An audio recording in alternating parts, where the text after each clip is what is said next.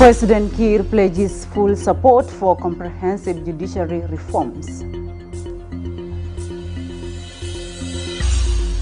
South Sudan takes over EACO leadership. And government launches point of entry, yellow fever and cholera vaccination at Juba International Airport.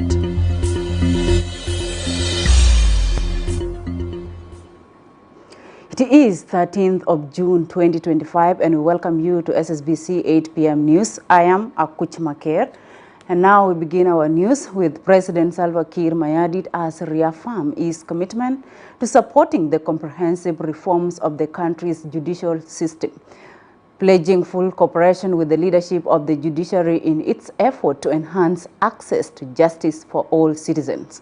The President gave the assurance on Friday following a meeting at the State House with Chief Justice Dr. Benjamin Bak Deng and Deputy Chief Justice Laku Nyombe. The two senior officials briefed the President on their strategic plan aimed at revitalizing the judicial sector through a series of reforms. Chief Justice Bak told the President that the judiciary has already embarked on the reform process, which he described as essential to ensuring timely and fair justice delivery across the country. He added that efforts are underway to promote and recruit more judges and lawyers to fill existing gaps and strengthen the justice system. In response, President Kiir expressed his strong interest in the reform agenda and directed the Ministry of Finance to allocate necessary funding to support the judiciary's plans. The judiciary reform initiatives comes amid broader efforts to improve governance and rule of law in South Sudan as the country continues to implement the provisions of the 2018 Revitalized Peace Agreement.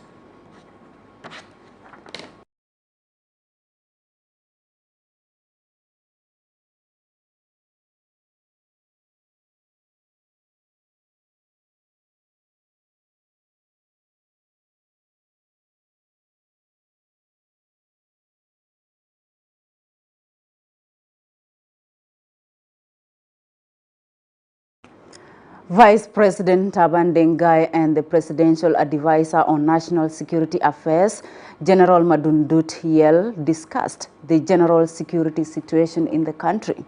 General Madut briefed the media after the meeting on Friday.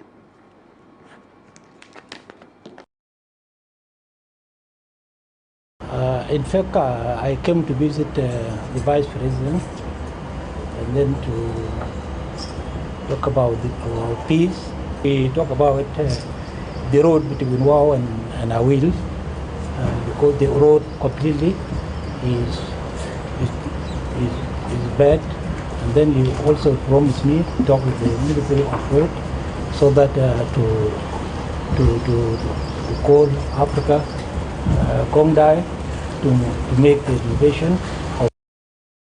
Parliamentarians have raised concern on the land policy which detects women from land ownership. The lawmakers made the remark during the national dialogue with parliamentarians and duty bearers on gender, land and climate resilience training organized by IGAD. In his remark, the Deputy Speaker in the National Parliament, Pamela Aweriar, says women deserve the right to land ownership and resource, urging women parliamentarians to continue advocating for their rights as stipulated in the Constitution. IGAD head of mission in South Sudan, David Kwaje, says issues of equality are very crucial and should always be given priority. The chairperson of the Specialized Committee on Land and Physical Infrastructure, Ambrose Lomi, highlights the importance of land policy.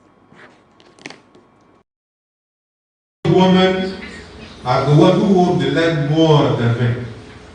In terms of cultivation, we can go back to the villages.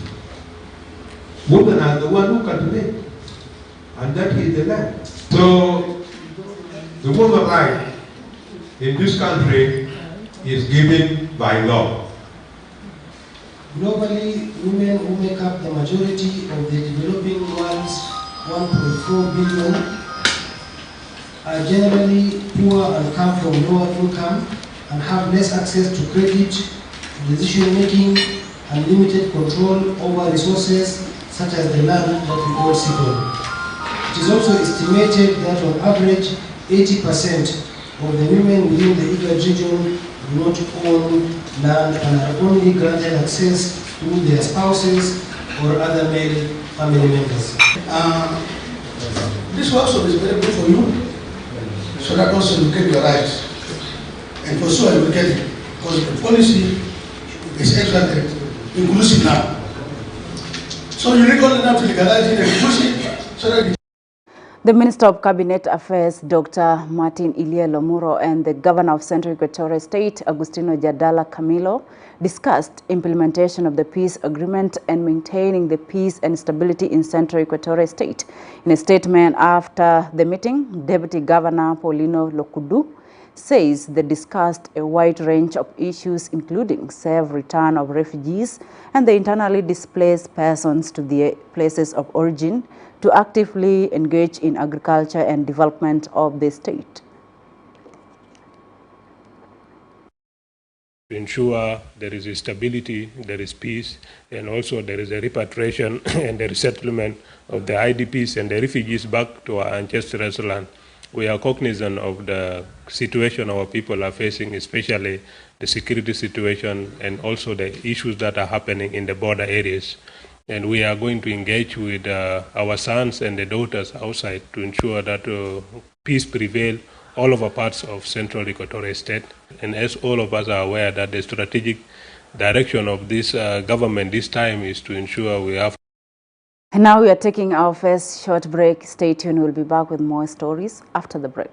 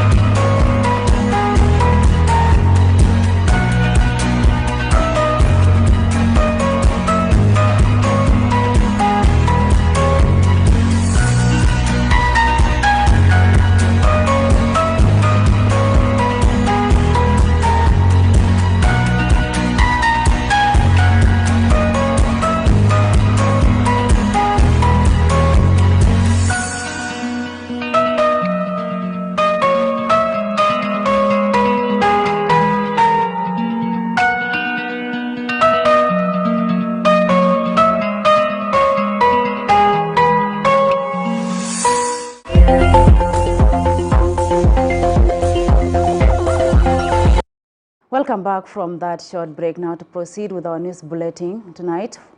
Following his participation in the China-Africa ministerial meeting in Changsha, South Sudan's foreign minister, Mandes Maya Kumba, returned to Beijing for the high-level meeting aimed at strengthening ties with China across several key sectors.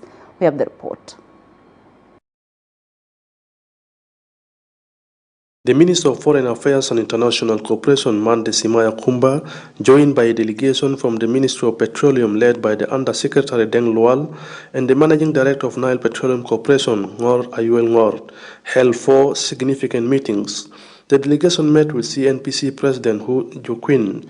The meeting centered on enhancing oil cooperation between South Sudan and the state energy giant. Minister Semaya reaffirmed the South Sudanese government commitment to providing a conducive environment for foreign investors. Speaking to SSBC, South Sudan Deputy Head of Mission to People's Republic of China, Jesse Lobele, briefed the media on the outcomes of the meeting. The two sides discussed the prospects of enhancing cooperation between CNPC and its South Sudanese counterparts. CNPC, on its part, assured that it will continue operating in South Sudan, and the minister assured the company of the commitment of the government of South Sudan to providing conducive environment for foreign investors in general and CNPC operations in particular. Minister Semaya Kumba and the Vice President of China Exim Bank, Wang Kang, discussed the status of deepening financial cooperation. This meeting is seen as crucial for advancing development projects and economic partnership between South Sudan and the bank. Additionally, Minister Mande Semaya Kumba met with Long Yuexeng, chairman of the China International Culture and Communication Center. They discussed promoting cultural exchanges. Minister emphasized the importance of strengthening cooperation in diverse cultural activities to foster mutual understanding. Minister Semaya Kumba met with the president of Tsinghua University, Le Luming, and Dean of the School of Public Policy and Management, Zhu Sufing. The meeting focused on bolstering bilateral relations through capacity building, exploring scholarship opportunities, and increasing academic exchanges. The two sides agreed to promote cooperation in the areas of academic scholarships, capacity building, and academic exchanges. To this end, the professors agreed to visit South Sudan in the near future to discuss with the relevant institutions the modalities of implementing these proposals. The meetings held today were promising. The minister will hold further important meetings in the coming days. Abraham Felix, SSBC, Beijing, China. As he prepares to leave for Warab State, Governor Ambassador Bolwek Agoth has stressed the need to empowering people with capacity building program and financial resources after the disarmament to ensure they significantly engage in commercial activities, a move, he says, would enable them abandon criminal activities in the state, like cattle rustling and revenge killing. Governor Agoth made these comments in a statement shortly after meeting the Minister of Finance and Planning, Dr. Mariar Dongrin Ater, where he seek support to facilitate his journey to the capital, Kwajok, to begin implementing the state of emergency recently declared by President Salva Kiir.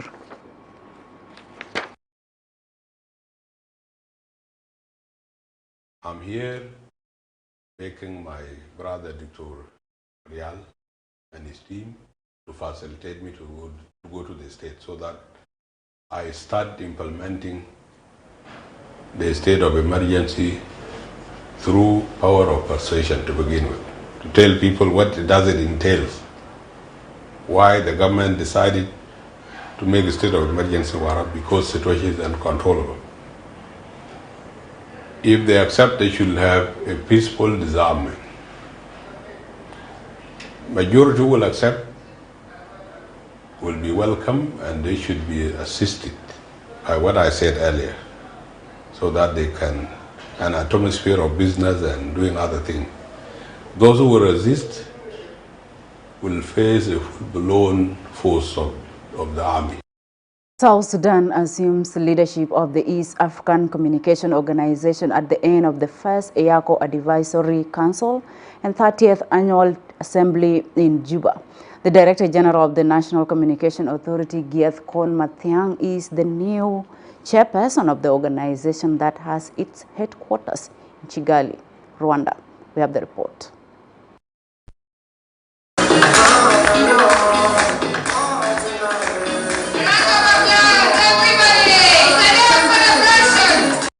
The conference identifies some key achievements in EACO activities over the previous years, including harmonized positions that have been presented at regional and global level. South Sudan Minister of Information Communication Technology and Postal Services, Michael Makweleth, sounds hopeful about the implementation of the key points identified in the conference to meeting the East African Community people-centered desired goals. It is from here that we are beginning to build Africa. It is from here that we will start building the East Africa community. And from East African community we will move to Africa. So this is the first step, I believe, that we have. We have now laid the foundation. These resolutions which we have passed here will be fully operationalized as soon as it reaches the tables of all these governments. assured. The new chairperson of East Africa Communication Organization, Get Kon Matiankun, promised to lead the regional communication sector in cooperation with the partner states to achieve the dreams of the East Africa community. We need to realize the connectivity, trying to see the conducive environment in the region.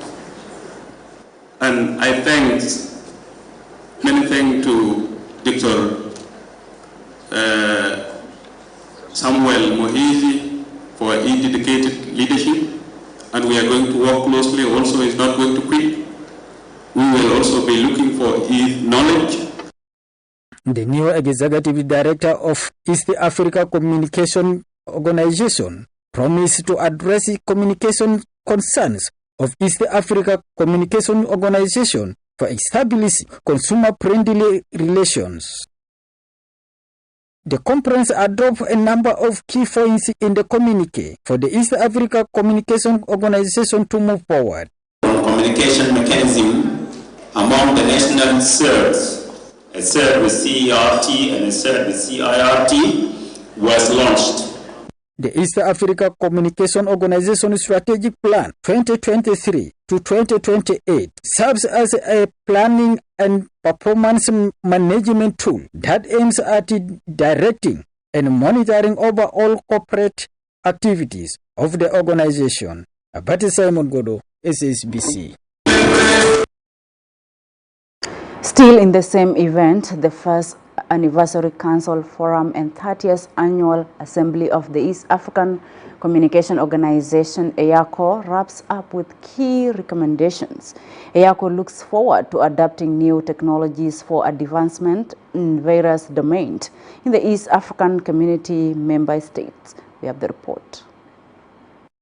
The East African Communication Organization EACO First Advisory Council Forum and 30th Assembly relinquished the leadership of the organization to South Sudan. Over the 5-day period, delegates discussed challenges to the organization and chart the way forward in technological innovation adaptations in the upcoming stage. The South Sudan National Communication Authority Director General and new EACO chairperson Gieth Kon Matiankun welcomes the new assignment on behalf of the South Sudan telecommunication sector. He pledges to cooperate with the EACO member states and stakeholders to realize a tangible progress in the East African regional body. South Sudan is committed to advance the EACO vision, and it will continue to mobilize national stakeholders to support the EACO transitional into a specialized institution of the East African community.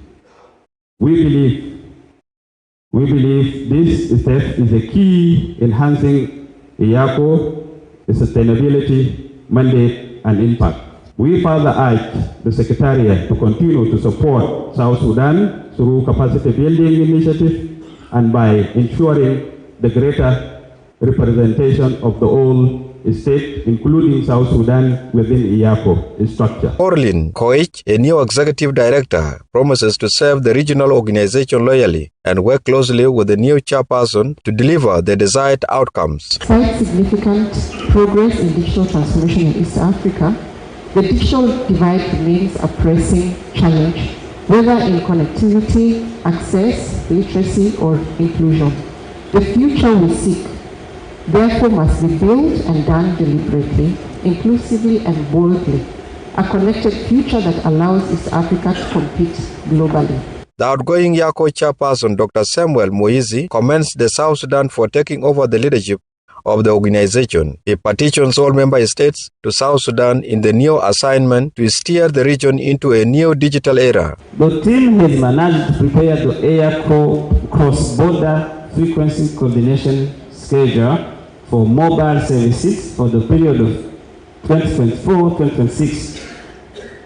The schedule included the coordination points for different member states as well as the proposed dates for coordination. Dr. Ali Simba, the outgoing executive director, highlights the achievements in the previous years, emphasizes transparency in the decision-making process for facilitating implementation of planned programs. ExCom members, member states, the Secretariat, we all stay, serve and build together. And as I prepare to hand over the baton, I do so with peace in my heart because I see the energy and the leadership in this room. Yako is in good hands. To my colleague at the Secretariat, and although I know I will still have time to thank you when we are back at the office, I want to take this moment here and now in front of everyone to say thank you. You stood firm, you adapted, you delivered. I am proud of each of you. The first East African Communication Organization Advisory Council Forum and the 30th Annual Assembly in Juba has taken an overview of activities in the regional communication strategies, infrastructural development, and regulatory frameworks in fixing e-waste management, cybersecurity, consumer protection, and harmonization of telecommunication standards across the East African member states. Deng Achol, SSBC News, Juba. Now we are going for another break. Stay with us.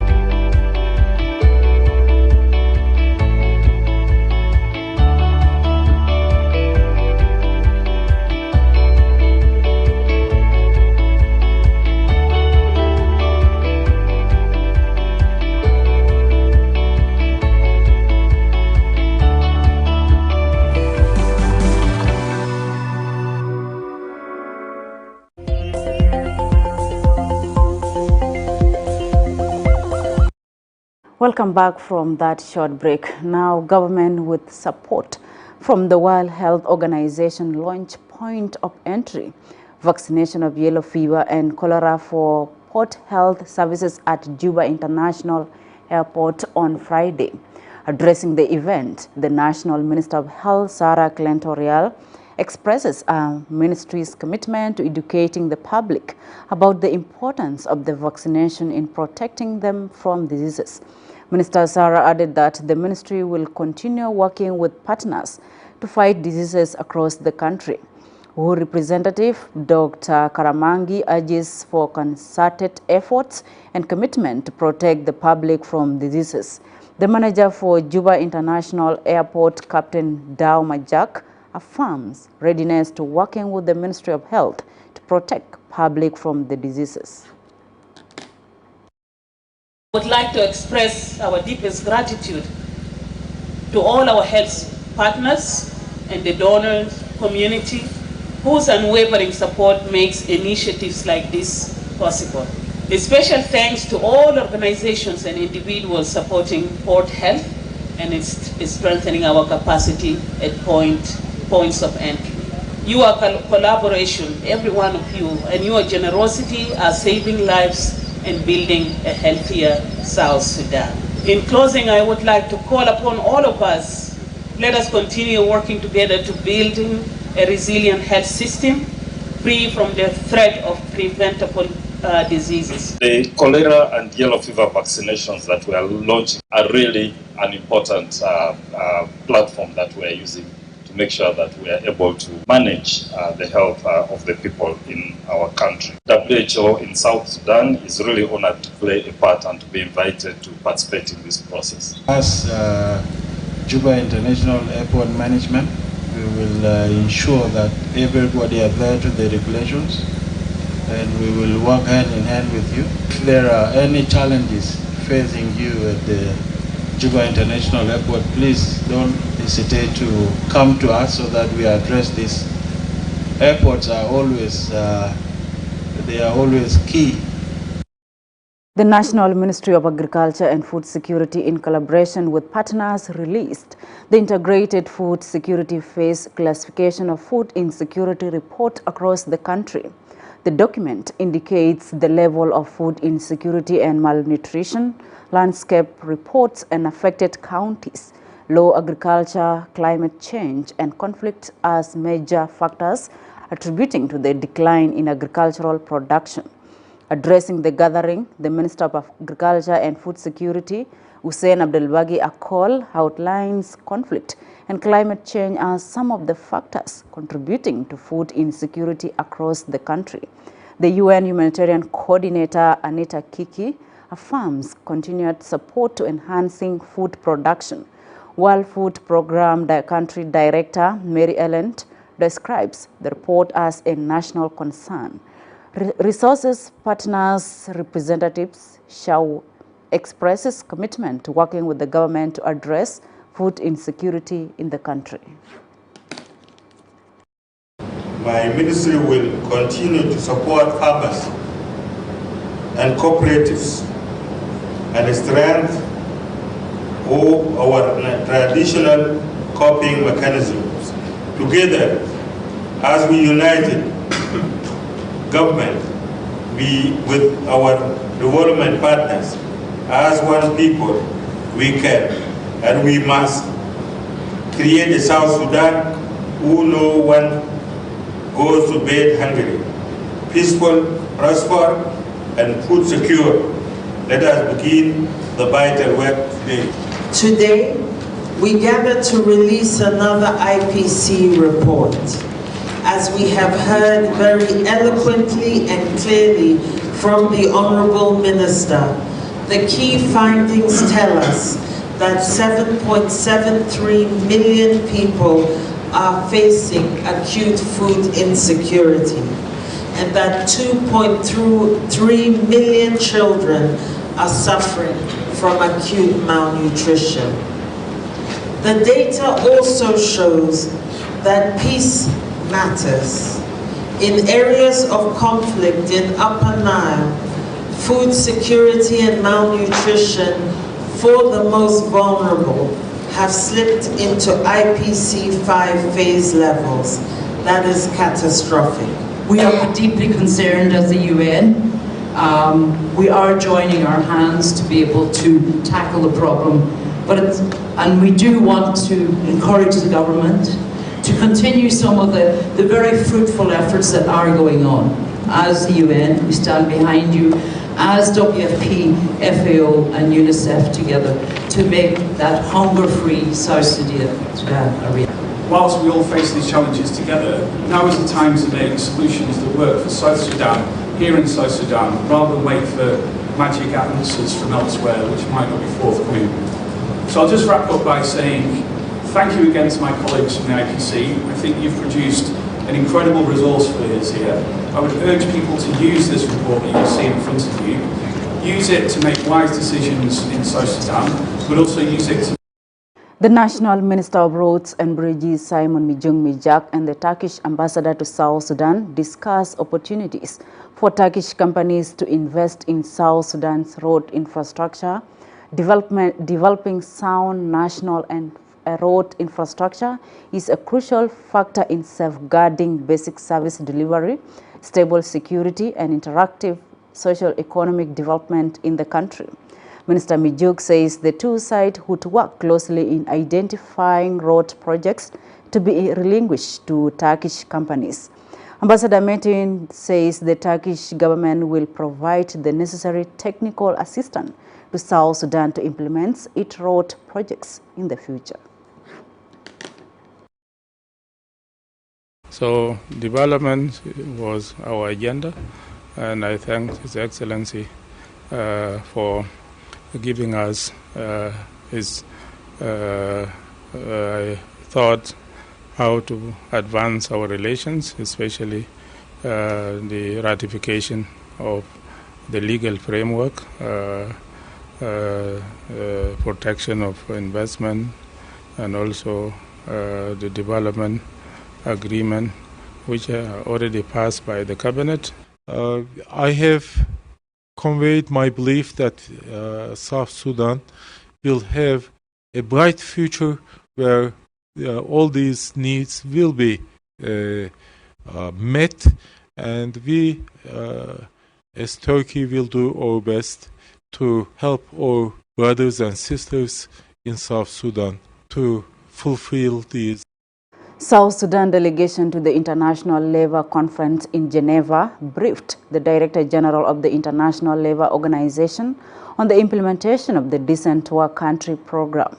The Minister of Labour and Industrial Relations, James Hothmai, says the meeting discussed areas of capacity building programs and supporting small and medium enterprises, as well as establishment of labour court after conducting labour force survey in South Sudan.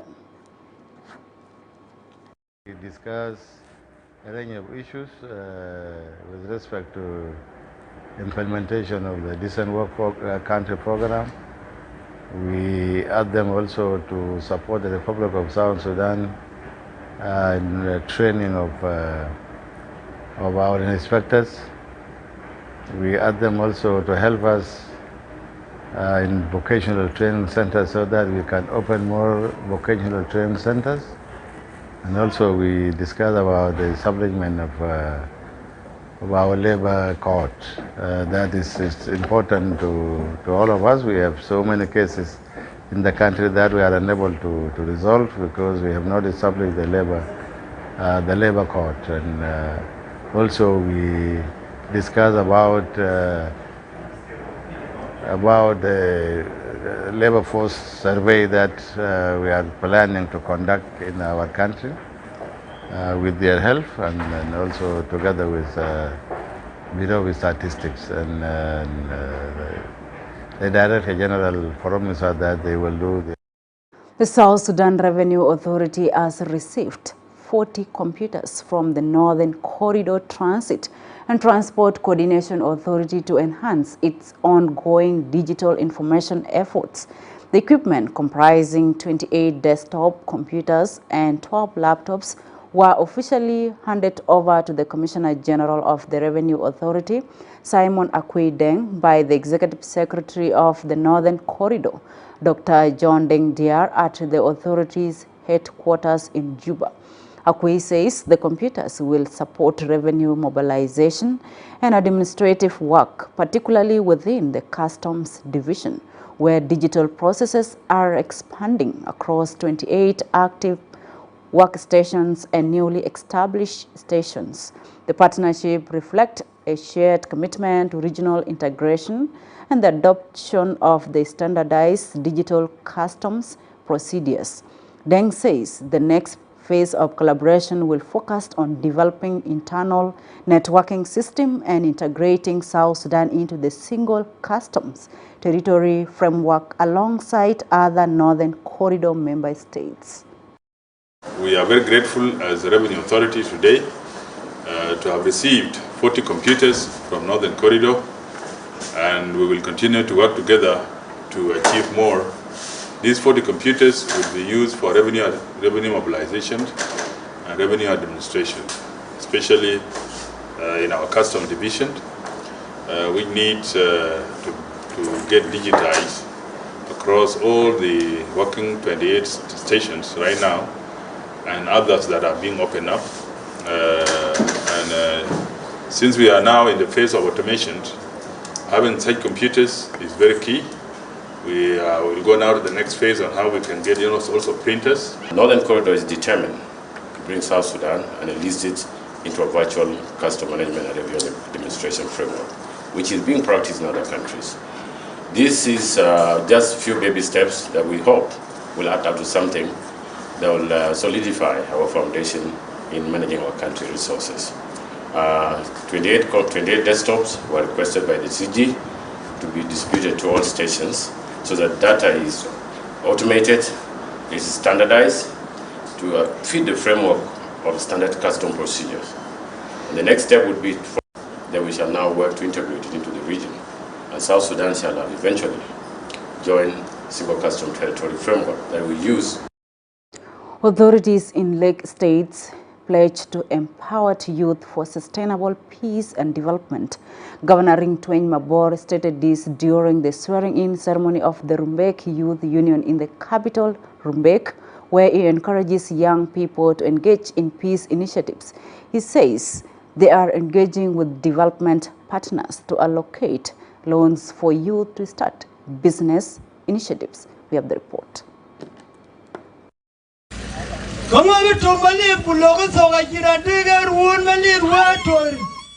This was during the swearing-in of Rumbek Youth Union leadership, one of South Sudan's oldest union of the youth, initiated in the early 70s. Despite the early years of existence, the union is still struggling, in which they appealed to the state governor for a gesture of kindness. We youth have the potential to drive a transformative change through collaboration with the government, led by our able governor, the savior of life, General Renitwing Maburde, and the relevant institution as well. Our energy, creativity, and innovative solution could lead us toward a peaceful and secure future for our society and the nation. Our youth and Galwang in Rumbek's country, this was the center of problems in Lagos State. But now currently, we speak the peace that you have brought to Lagos State. We speak the security that you have brought to Lagos State. And these things are very expensive. There is no amount of money that can purchase them. Whether you have a lot of money, you cannot buy peace and you cannot buy security. Being an umbrella of the youth, this union is said to be the genesis of the youth's political careers and influence in transformation of the state. With the prevailing peace digging deep into the lives of the youth, the State Minister for Youth and Sports, William Koji, says there is hope for the youth in the state. This year, 795 youth has been considered to be given loan. And this number is put into group of 159 groups all over the state. Each group requests 45 for a strategic development of the state. Yes, we have peace. We need this peace to be sustained. Are you capable to maintain this peace? The peace maintained, the stability will be there. Security will be there, then development of Vijay Band. Because we are committed. So I can assure you, we will cooperate, we will work together. The Ministry of Agriculture and Food Security hands over 3 tractors allocated to Jonglei State in a bid to boost agricultural production and improved food security. Jonglei State Secretary General Kur Ayuen received the tractors in Juba this week. The ministry's Director for Agricultural Mechanization, Emmanuel Samaya Kumba, says the ministry is working closely with the state to advancing agricultural production. Today we are at the Rockway area where the facility where the tractors have been parked. And these tractors are being imported by the Ministry of Agriculture and Food Security. And the main purpose is that these tractors should be taken to the areas of production, of which today Jonglei State is one of the productive areas. The ministry have allocated Jonglei State Ministry of Agriculture 3 tractors with the aim of boosting agricultural production and productivity. And this 2025-26 agricultural season, as it has been declared by the President as a year of agriculture. Now it has been manifested. You can see these tractors here. They are very good tractors. Massey Ferguson 375 horsepower. These are very good tractors with a very technical specification that can suit the environment and the different types of land, soils in South Sudan. Without taking much time, this is an advantage for agricultural production in the country. And we also give thanks to our President, Salva Kiir Mayardit, the President of the Republic, for his effort to endeavor in agricultural development in the country throughout history. It is not the first time that the government is importing tractors. Some time back, the President brought about 1,000 tractors also to improve agriculture.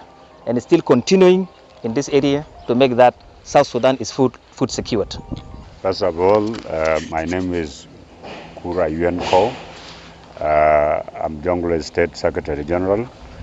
I'm here representing His Excellency, the Governor, Dr. Odegai Kok, in the ceremony of receiving 3 first batch of tractors that the Ministry of Agriculture have allocated to Jonglei State Ministry of Agriculture.